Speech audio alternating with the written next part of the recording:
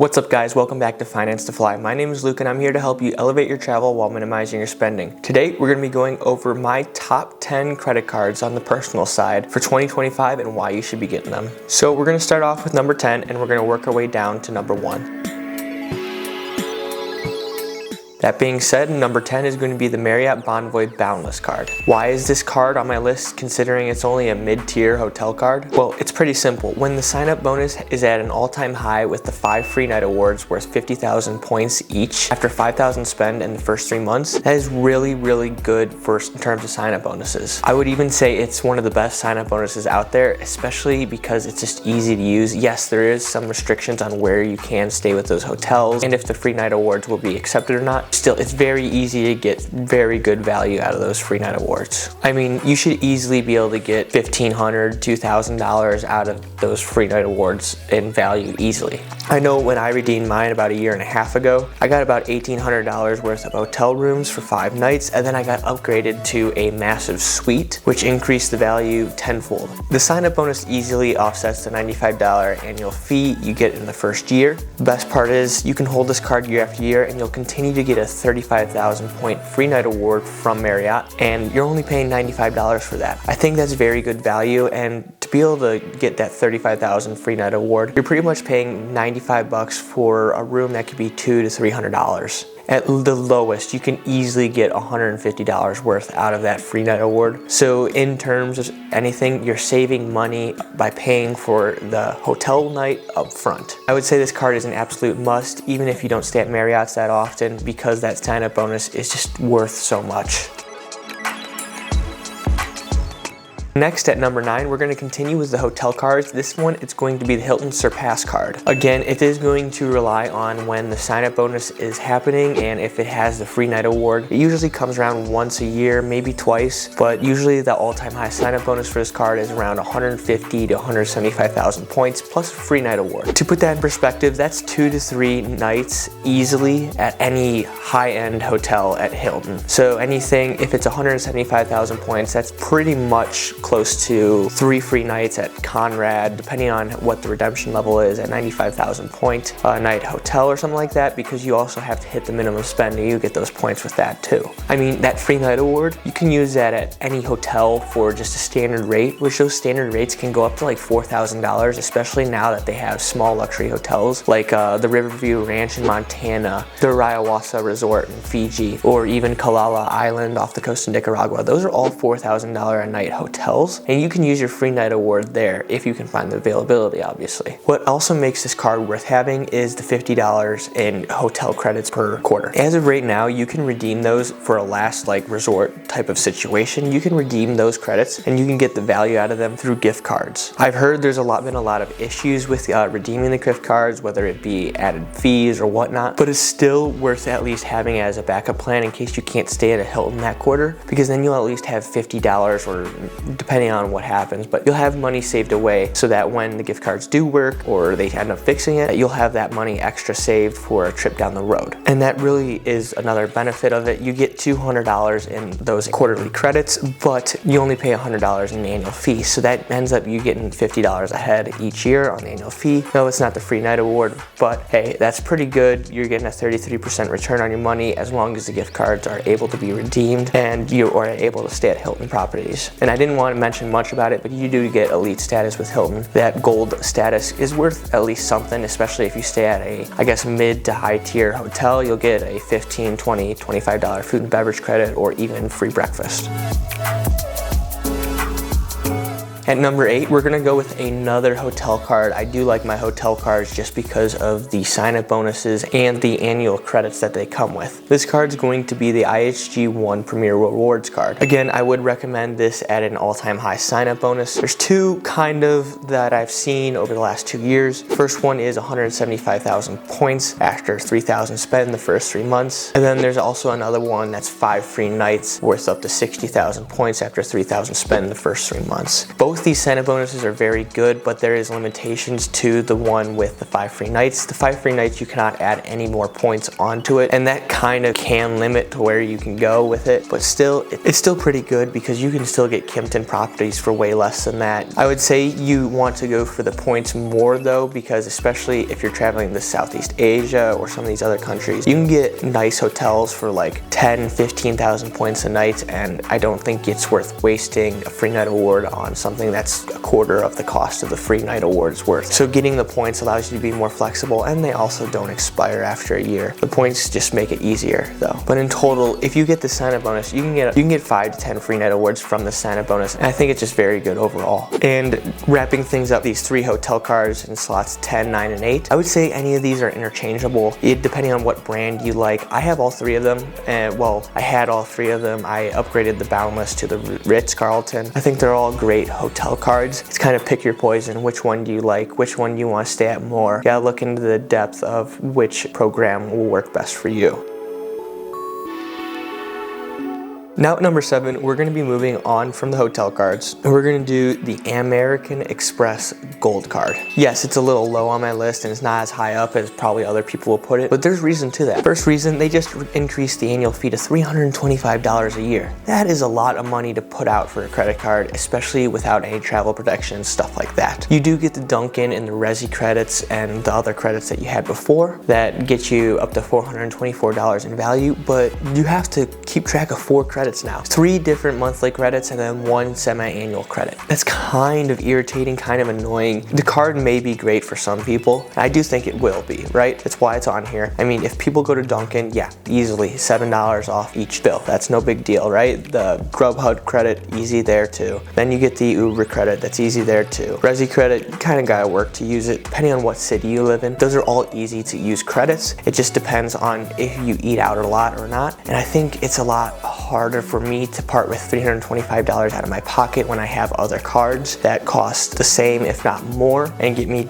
different credits that fit my lifestyle better. And then not only that, again, they have now limited the multiplier on the restaurants as well. Instead of just the supermarkets at being at 25,000 spend, you can only spend $50,000 maximum per year on the 4 points per dollar spent on dining. Now, I don't think that'll affect a lot of people, but for those that are affected, I mean, that's a big change, and I would probably look to switch to a different card if that affects you, because after there's a breaking point where that $325 you spent up front to get that 1 extra point compared to other cards that get 3 points per dollar spent on dining, there is a plus minus breaking point that you might have to look at. But I do say this is a good card. I will not recommend it, especially if you do eat out a lot more. It's a good card to eat out with. That's all I can say. I mean, it's got the credits built in for that. It's why it's number 7 for my list, because I just don't eat out as much, because I mean, it's cheaper to eat at home, right? I can make a 30-cent cup of coffee pretty much at my house, but I can go to Dunkin' Donuts and pay $2, right?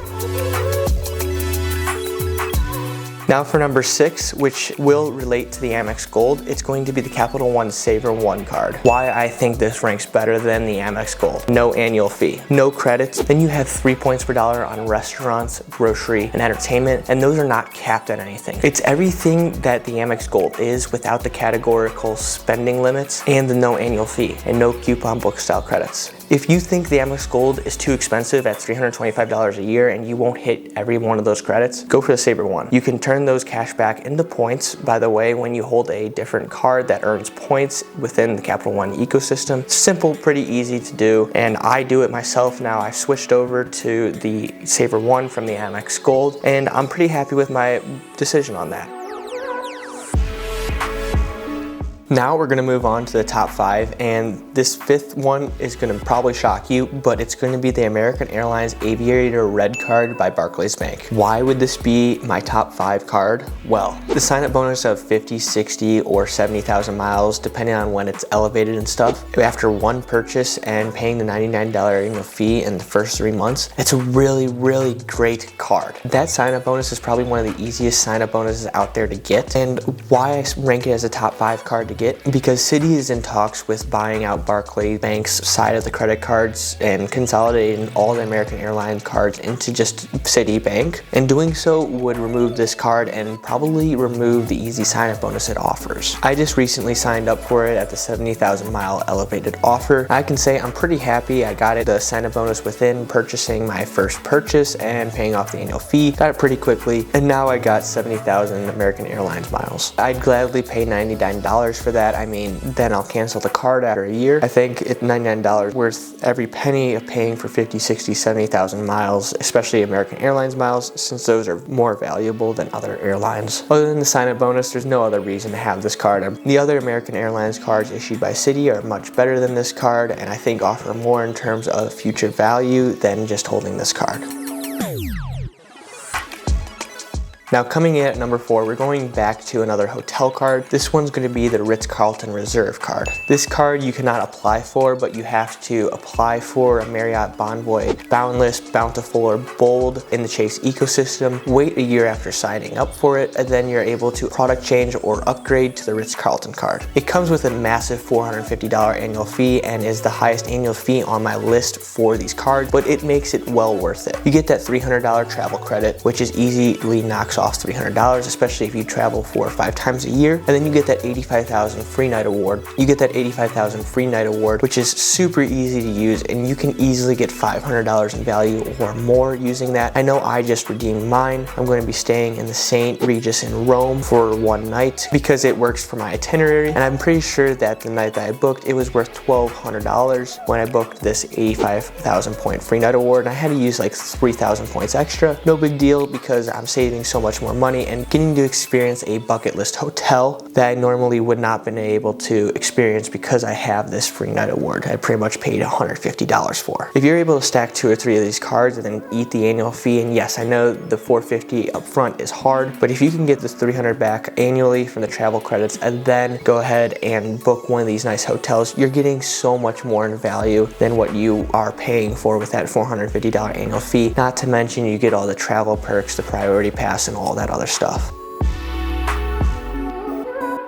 Number 3 on my list is going to be the Venture X. It comes with that $395 annual fee, but you're going to get that $300 travel credit, and then on your anniversary, you're going to get 10,000 bonus miles. If you just book 1 flight through the travel portal each year, you're making out on this card. You're making $5 on this card by holding it. It's great. And the best part is about this card is it's 2 miles per dollar unlimited, and that's really good. I think it's one of the only cards out there that earns a base 2 points or 2 miles per dollar spent on everything out there on the market, especially from the big 3 of Chase, Capital One, and American Express. I know Citi has a double cash card, but I'm not sure if there's a limit or not on that. Citi's just not there yet in the top 3. I really do think this card is great, especially if you use the travel portal just once a year on a $300 flight or more. You get that $300 credit, you get those 10,000 bonus miles. That 10,000 bonus miles is worth at least $100 easily. You can redeem that for cash if you have the Saver One. Transfer those 10,000 bonus miles over, you get $100 cash right there. Obviously, they can be worth more if you transfer them over to a partner, but look at that. It's pretty easy to use. It's a nice card. It's got okay travel protections, but overall, good card.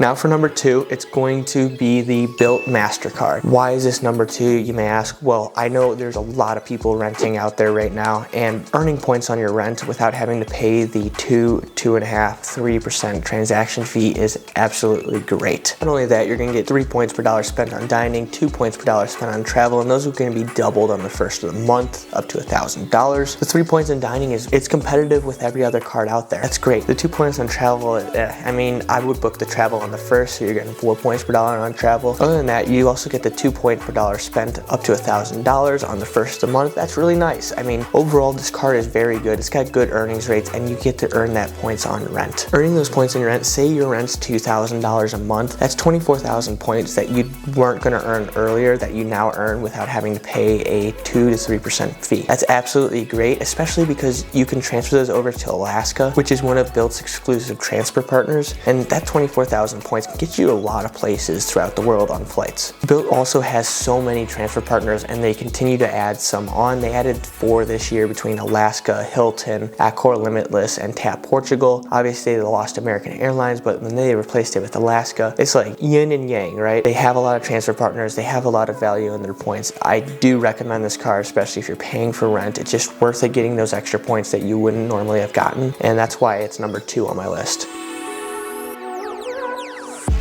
Number 1 on my list, it's definitely going to come with a little bit of speculation in terms of the future, but it's going to be the Citi Strata Premier. This card has 3 points per dollar spent on major spend categories like grocery, dining, gas, stuff like that. I think travel too. And it's all for a low annual fee of $95, which you can earn back through paying for a hotel through the travel portal. You just have to pay for $500 worth of hotels in one purchase through a travel portal, and you'll get $100 back. That's pretty easy to use considering a lot of the other major card brands take advantage of booking it through the travel portals as well. And most importantly, and why this is more of like a speculative bet, is this card has transfer partners. It has a lot already. It has a lot of exclusive ones like Thai Royal Airlines, stuff like that. But the one that I'm most looking forward to or hoping happens is if Citi does acquire Barclays' portfolio of American Airlines cards so that they can be the sole provider of American Airlines cards. That would open up to Citi allowing for American Airlines transfers. That means now your Citi points can effectively transfer into American Airlines points. I don't know what the rate would be. I'd hope it'd be 1-to-1. I would assume it'd be 1-to-1, but that'd be very, very good for the Citi ecosystem. I put it honestly as one of the best ecosystems out there just because they do have already so many other transfer partners, and then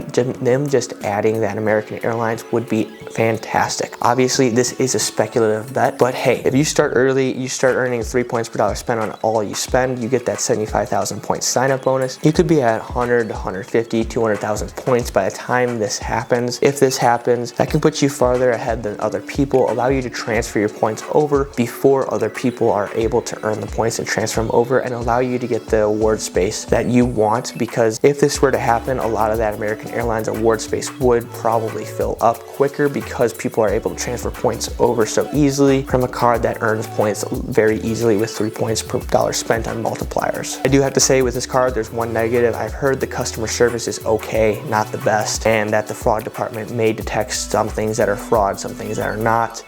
I've heard that there's been issues with the customer service. Hopefully that gets better, but I think it's worth looking into, especially if they can get American Airlines as their transfer partner. So wrapping things up, what did you think? Did I miss any cards? Did I get the number 1 pick wrong, or did I get it right? Do you agree with me on some of the points? What do you think? Let me know down in the comments below, and if you could, hit that like and subscribe button. It would be greatly appreciated. Until next time, have a great day.